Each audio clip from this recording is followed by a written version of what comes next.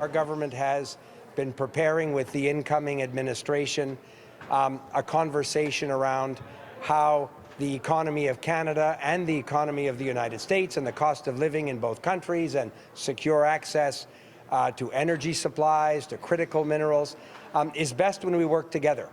And applying tariffs to imports from Canada wouldn't benefit the economy of the United States. It clearly would have been negative for the Canadian economy. So we remain very much on the job to protect the Canadian economy. So just as Donald Trump begins his second term as U.S. president, here at home, Prime Minister Justin Trudeau and his federal cabinet are holding a cabinet retreat at Chateau Montebello in Quebec. Foreign Affairs Minister Mélanie Joly joins us now from Montebello. Minister, it's good to see you. Thank you for making the time on a busy day. Thank you, David. It's a pleasure. So no tariffs on day one, as Donald Trump had promised or threatened, depending on your perspective. Dominic LeBlanc said earlier, reprieve is probably too strong a word. How do you view the lack of specific tariffs today? Well, I think that we've been engaging a lot, U.S. officials, since the election of President-elect Trump, well, now President Trump, and we need to continue to roll up our sleeves and do the work. Because at the end of the day, what we want is, of course, to defend Canada's interests and Canadians' interests, but we want to make sure that Americans in Washington, but also across the country, understand how much this is a win-win relationship. And why is it a win-win relationship, David? It is also because, at the end of the day, Americans have a trade surplus with Canada because of increased demand in energy. But if you get rid of the energy exports that we're sending to the U.S., which are very, very important, the U.S. actually has a trade surplus with Canada of $50 billion.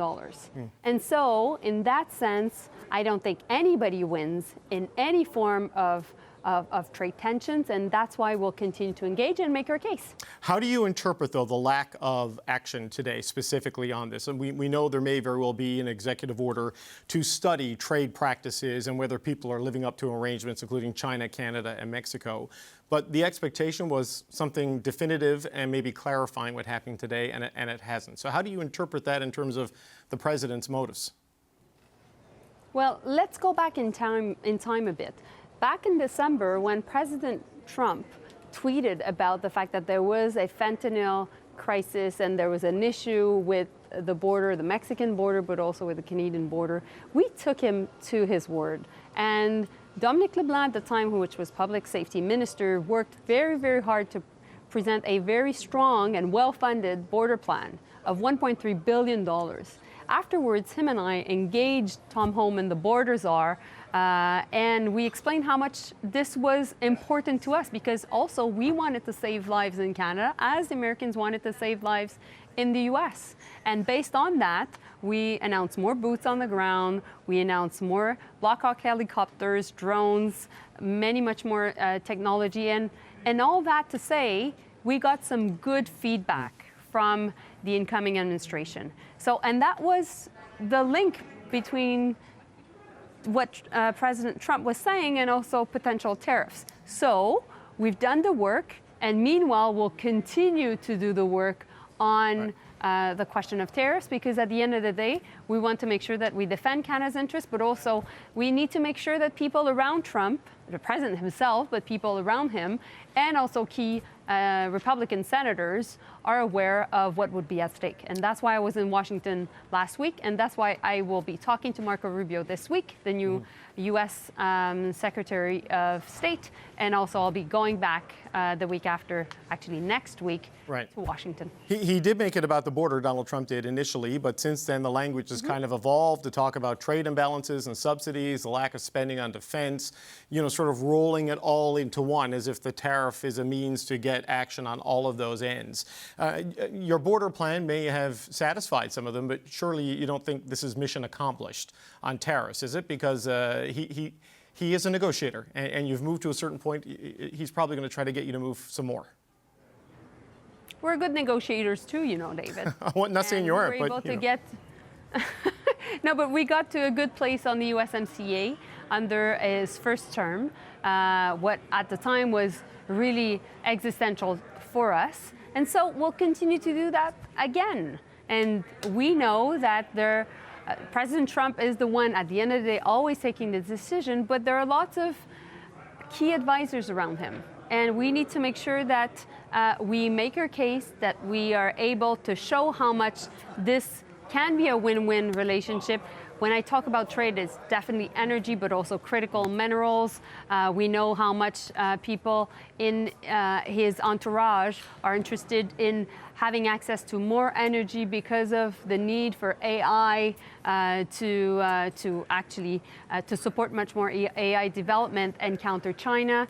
We also worked a lot on our position about the Indo-Pacific. We've been clear also that we want to do more when it comes to supporting them around the world and geopolitically. And yes, we're increasing our investment in defense, but at the end of the day, what is at stake is making sure that we save jobs in Canada, make sure that the cost of living is affordable, and that's the same for Americans. That's why I was on CNN last week, and that's why also I was working the Hill in Washington, because at the end of the day, it was also about Americans' wallets and also saving jobs and creating jobs also in the U.S. But that resonated a lot, David. In the tariff fights of the first Trump presidency, he acted kind of unilaterally under the guise of a national economic emergency to hit steel and aluminum. And Canada was able to push back with reciprocal tariffs. Yeah. This time, though, after promising 25% across the board or threatening it, they've now gone to a study, which is a more typical sort of trade action that you see from trade agencies of a national government. I mean, does this suggest to you that they realize the cost? Because he's talking about lowering costs. That was one of his executive orders today. You know, becoming an energy superpower. Yeah. Tariffs go against all of those things, especially with the nature of the Canadian relationship. The fact that he's moved away from threats to a study. I know it still hangs there. Does that suggest to you some sort of a moderation in how he's approaching this? Listen, I'm not speculating. It's not my job to do that. At the end of the day, my job is to make sure to lead the efforts of our diplomats in Washington, making sure that we're one team Canada. This should not be a partisan issue. We should all be united, Liberals, Conservatives, NDP, bloc across the country.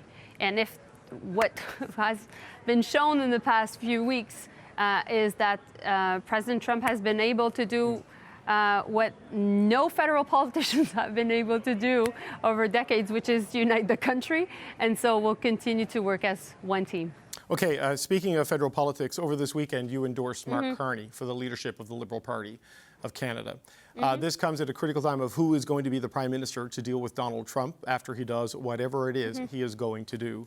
You were in cabinet when Chrystia Freeland had that job last time around. Why do you think Mark Carney is a better choice than Chrystia Freeland for this moment? I think we need somebody with strong credentials when it comes to weathering economic crisis, particularly the one that Mark was able to deal with in 2008 when he was the governor of the Bank of Canada, and also afterwards Brexit when he was the governor of the Bank of England. But I must say, David, I have a lot of respect for all three candidates, Chrystia, Karina, and Mark. It was a tough choice. It's difficult because we're one strong family. But of course, I wanted to make sure that I would send a signal to my volunteers and my organizers. And meanwhile, I'll just concentrate on Canada-US and answering all your tough questions. Well, but I just wonder, because one of former Minister Freeland's selling points is that she has dealt with Donald Trump before, and she was one of the point people, if not the point person on dealing with this for the government of Canada. Why is that not what you are looking for in your pick for the next leader at this point in time, Minister? I still think also that we need to have not only a strong economic plan, I think also we need to make sure that we have a strong balance sheet as well. I think Canadians are making tough choices. I think it's the federal government's time also to make tough choices. But at the end of the day, like I was saying, we have three good candidates. And my job will be, and I've said that also when deciding not to run to become the leader of the Liberal Party, is to put my country first and to work along with the Prime Minister and along with my colleagues in Cabinet to make sure that we can continue to defend Canada's interests in at a crucial moment in the Canada-U.S. relationship. Okay, one last question about Canada, U.S. and Trump. The expectation was there'd be some clarity today. There is not. There may just be more confusion. So is that better or worse than yesterday? I mean, how does the government view this now that the clarity everyone was expecting on the 20th of January didn't materialize, and it's still this holding pattern on what exactly he's going to do? I wouldn't say that we were always expecting for clarity. I think there's a level of unpredictability when it comes to the Trump administration that we were ready to deal with, and we're still ready to deal with. We've been clear we have a plan. The plan is first to prevent tariffs, to make sure that we make our case in Washington across the country and we make allies. Second was also to prepare for tariffs, prepare our response. And that's definitely what we will be talking at Cabinet together amongst colleagues. And the third one was to prepare our long-term response, because we know that we are over-reliant on the American market. So we need to make sure that there's less commercial barriers between, for example, my home province of Quebec and Ontario than actually Quebecers or Ontarians exporting to the U.S. We need to make sure that there's no hurdles across the country. We also need to diversify our markets across the country. And so we have a really good team of different ministers working on that, and we'll continue to do the work. Minister Mélanie Joly, we appreciate your time on a busy day. We'd love to have you back after you speak It's to a pleasure. Secretary Rubio. Thank you very much for your time. Yeah, thank you, David. Well, Donald Trump was sworn in as 47th President of the United States today, telling Americans he won't allow them to be taken advantage of any longer. The golden age of America begins right now.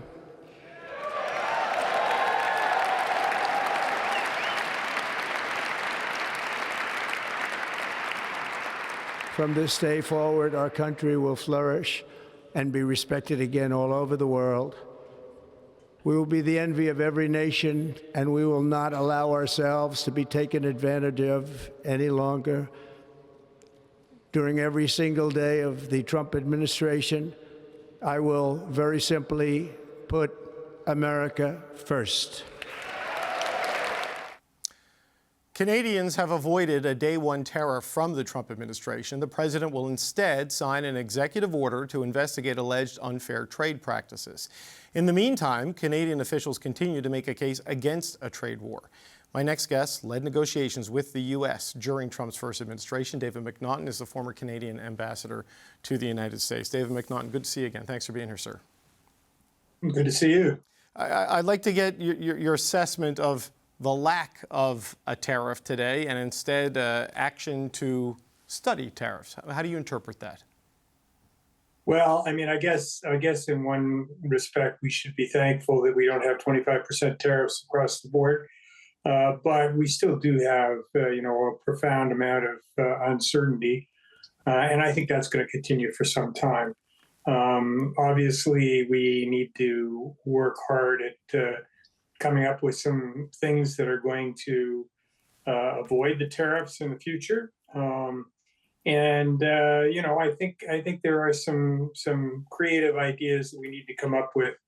I heard Minister Joly talking about trying to create a win-win, and I think that's important from a Canadian perspective.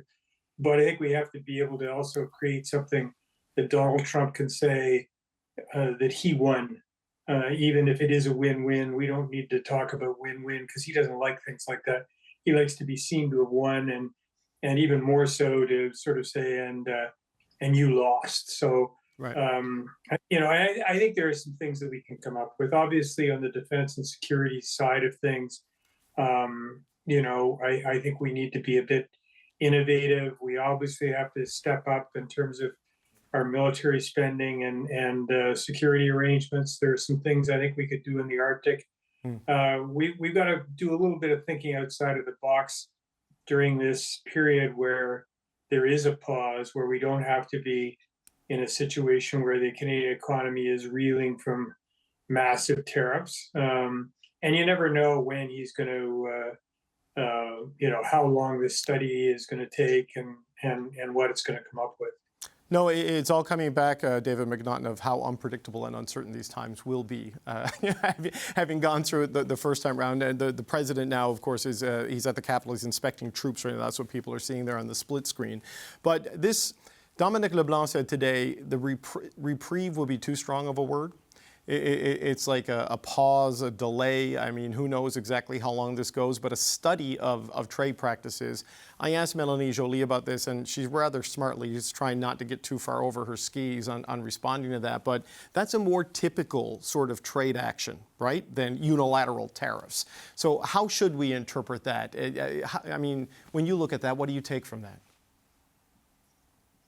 Well, you know, I still think we've got to be very cognizant of the fact that Donald Trump has said that his favorite word in the English language is tariff. I think some of his economic advisors, you know, suggested that the kind of tariffs that he was talking about, 25% across the board with Canada and Mexico and 10% on everything else, would have an impact, a serious impact on inflation in the United States. And you notice in his remarks today, he was talking about lowering inflation and getting it down. So I think this is a sort of a pause where they get to where his advisors will get to assess what the impact of certain tariffs would be on inflation in the United States, because that would really you know, cause Trump huge problems if either the stock market crashed or if inflation roared back. Yeah, because there's a collision in the messages he's sending today, if you look at it rationally, right? He signed an executive order telling all government departments to find ways to reduce costs for ordinary Americans. He's unleashed an energy executive order to make it easier to drill on previously restricted land so you can get more oil in to lower gas prices and increase energy reliance. And if you were to hit Canada with tariffs, you make all of those, it works counter to all of those goals, right? It makes things more expensive. It drives up gas by 75 cents a gallon, to use the American measurement, you know, is the Canadian calculation. So this pause, do we think this could be really something that turns into a reprieve? Yeah, I think it possibly could. I just don't think that it's going to, I think it's necessary for us to continue to talk about, you know, what great trading partners we are and what value we bring to the table, both on energy and potentially on critical minerals and other things. But I also think we've got to, as I said, think about some new and innovative things that we can put on the table. And as I say, particularly in the defense and security side, that are going to, you know, that are going to be more than just telling Americans and telling Trump, well, you know, we're really good partners, we're really good friends, look at all the things we do. Yes, that's true, and we need to say that. We need to think outside of the box in terms of some new things that we can, you know, show that we really are in a very difficult geopolitical time, you know, a reliable partner. I mean, I've said on the critical minerals, I talked to the U.S. National Security Advisor when I was ambassador, and I said, you know, why aren't you trying to do what you did with the aluminum industry, where you started it in Canada, and we, you know, we've got these critical minerals. And he said to me, well, David, you know, we'd love to have your critical minerals, but we need to have them before 2050 when you get them out of the ground. Yeah. So, you know, we've got to start getting focused a little bit more on outcomes rather than, you know, promises and talking about what we're going to do in 2032 or 2040 or whatever it is, and actually talk about things that are, you know, meaningful now and show that we are committed partners to the United States, which we are, and I think we've done a good job, and we do a good job on trade. But we can't take this, what you described as a reprieve or whatever, as being a victory. We've still got to think about, you know, how we can make sure that we're protected in the future. Yeah, they have being a reliable partner to the U.S. is one thing, but being a reliable partner to Donald Trump is probably more what he wants to see, right? That you have to find something you can do and package it in a way that he can celebrate it. And I wonder about that, though, David MacNaughton, because the last time you dealt with this administration, the first time you dealt with the Trump administration, Justin Trudeau was about 15, 16, 17 months into his start as prime minister. The government was in a majority situation. Political consensus, very different than it is today. I mean, how does what's happening here, the Liberal leadership, people staking out positions on Trump as part of those campaigns? Chrystia Freeland published something in the Washington Post today. How does this affect Canada's efforts to deal with the Trump administration at this point, do you think? Well, it makes it very difficult. And obviously, I think, Minister Joly and Minister LeBlanc and others are trying to do the best they can. But there's obviously an awful lot of uncertainty, and uncertainty as to who's going to win the Liberal leadership, and then who's going to win the election and what their policies are going to be. So I don't see this being resolved, in a definitive way that eliminates the uncertainty anytime soon. I think we're probably talking about months rather than weeks. And, in some respects, we shouldn't be worried about that. We should be seeing it as an opportunity. And I think even in the last several weeks, as Mélanie Joly said, we've seen Canadians come together in a way which we haven't seen since Donald Trump's first presidency. And I think that's a good thing. And the more that we can do that, the better off we're going to be. I would agree it is probably going to be months, and I'd say about 48 months because it's a 4-year presidency, and I doubt it's going to settle down. Well, yes and no. I mean, I think the president's got an awful lot of really difficult things on his plate, and he's also got midterms coming up in 2 years. I would say, within 2 years, the situation may not be quite as clear as it is today. He may not have nearly the amount of clout that he's got. I mean, he's feeling pretty confident right now, the greatest victory ever and all this kind of stuff. So, we may have to have a little bit of patience and, as I say, a little bit of creativity. There are some things that we could do in Canada to get our act together that would improve our productivity. And if it's, if all of that happens, then, so much the better. So, well, a day without 25% tariffs is better than a day with 25% tariffs. So I guess you take your victories where you can right now. Without question. Without question. Take your victories when you can. So we'll, but we got some tough times ahead. But I think we're up to it. And as I say, hopefully we can deal with some of the things that have been causing us to have lower productivity ourselves over the last, decade or so, and get up our game to be competitive in a really competitive world. David MacNaughton, Canada's former ambassador to the United States. Thank you for being here today, sir. We always appreciate the time. But we're going to continue to check in on what today means for Canada, of course, as the Minister of International Trade, Mary Ng, is in Washington, D.C., part of a Canadian contingent there. And Mary Ng joins us now from the Canadian Embassy in Washington. Minister, it's good to speak with you. Thanks for being here today. Hello, David. It's very good to be with you. Apparently, it's very cold. That's why you see smoke coming out. Well, that's why they moved it all indoors. So thank you for coming outdoors to speak with us. No tariffs on day one of the Trump presidency, Minister, but that could all change at any point. What is your thoughts on this as you are in Washington, D.C. and speaking to people there directly? I mean, how do you interpret this lack of specific action against Canada and Mexico? Well, what has been really terrific here at the Canadian Embassy in Washington is something of a time tradition that we have always done. At the Canadian Embassy, every 4 years in Inauguration, we invite Canadians and Americans here. And by the crowds that were here today, some 2,000 people, Americans and Canadians, really demonstrating the importance of this relationship. That's what we saw. And I would say that the work that we have done as Team Canada over the last year has had an effect. When Americans are able to tell their government that tariffs are going to hurt the American economy and the American people.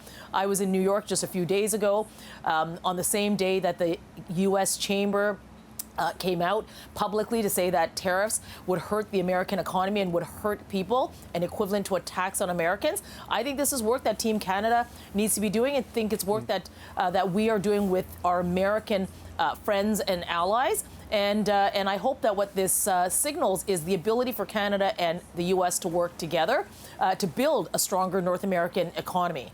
They're not saying no, though, Minister. They just seem to be saying not right now. And they've announced this study looking at Canada, Mexico, and China's trade practices and having that study, I guess, determine what they do. So what is your plan as a Minister of International Trade to influence that study, to get involved in it and have input into what the Americans are actually looking at and assessing as this process goes on? Well, I think it's really important that we talk to the Americans and to see those areas of commonality, but to also see some of the areas where there may be issues that we need to be working on, and we do that together. I would say to the Americans that if you look at what Canada has done and what Canada does today, being the top customer to 36 American states, we buy more than the UK, Japan, and China combined from the United States. That counts for something. When we ship our materials and our goods to the Americans, 70% of it the Americans take and add value to it, and then it helps Americans be more competitive. If you look at how Canada and the Americans have aligned in areas like ensuring that we have a fair trading environment, that there isn't overcapacity, and that we address that together. Those are, I think, all of the areas that we could be talking to the Americans about, and then also talking about what are the areas that we could be doing more together to ensure that there is energy security, that there is innovation, and that we are actually building out a competitive North American economy by Canada and the United States working together.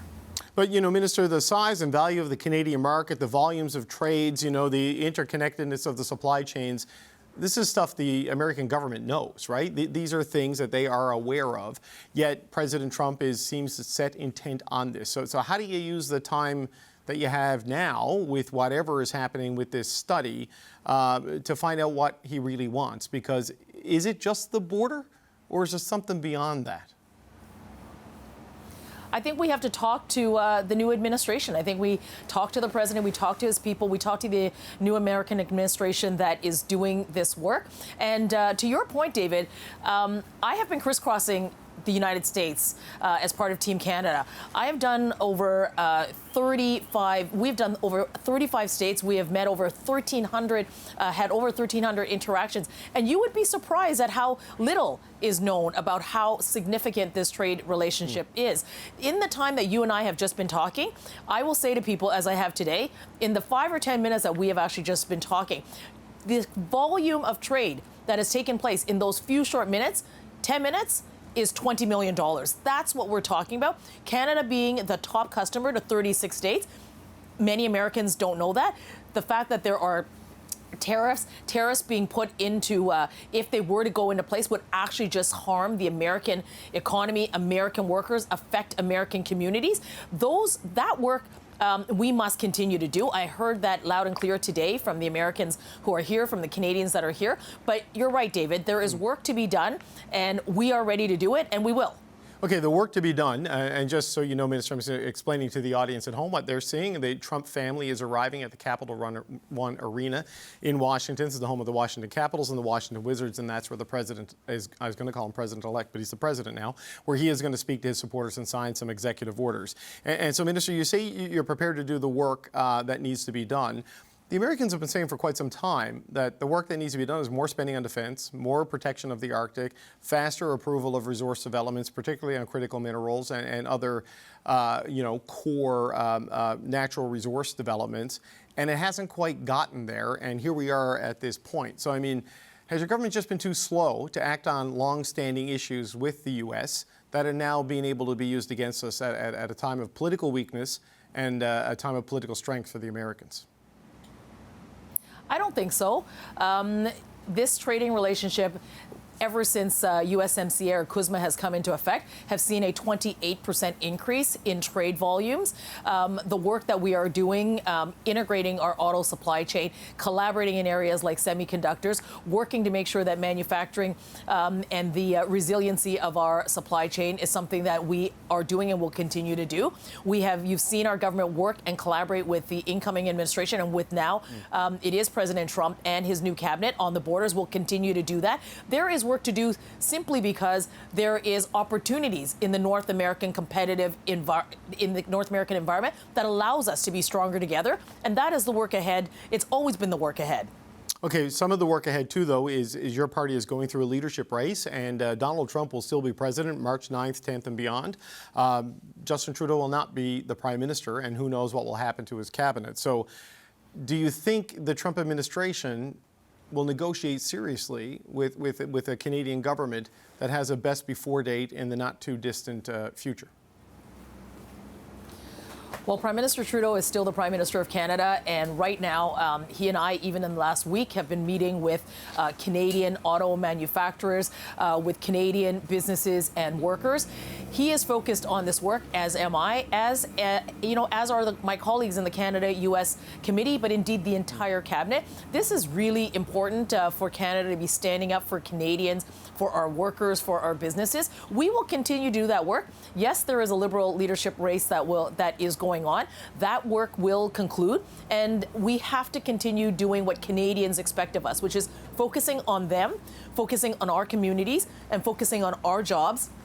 And that work will not let up, despite the work that is taking place right now, in leadership. But you're laying out your arguments as the minister for this government as it is right now. Mark Carney is going to lay out his arguments on how to deal with Donald Trump. Chrystia Freeland had an op-ed in the Washington Post today, speaking directly to an American audience. I mean, there surely is some directional confusion, at least in messaging and priorities, being sent to the United States by having so many different people potentially in the mix to be prime minister before the end of the first fiscal quarter of this year.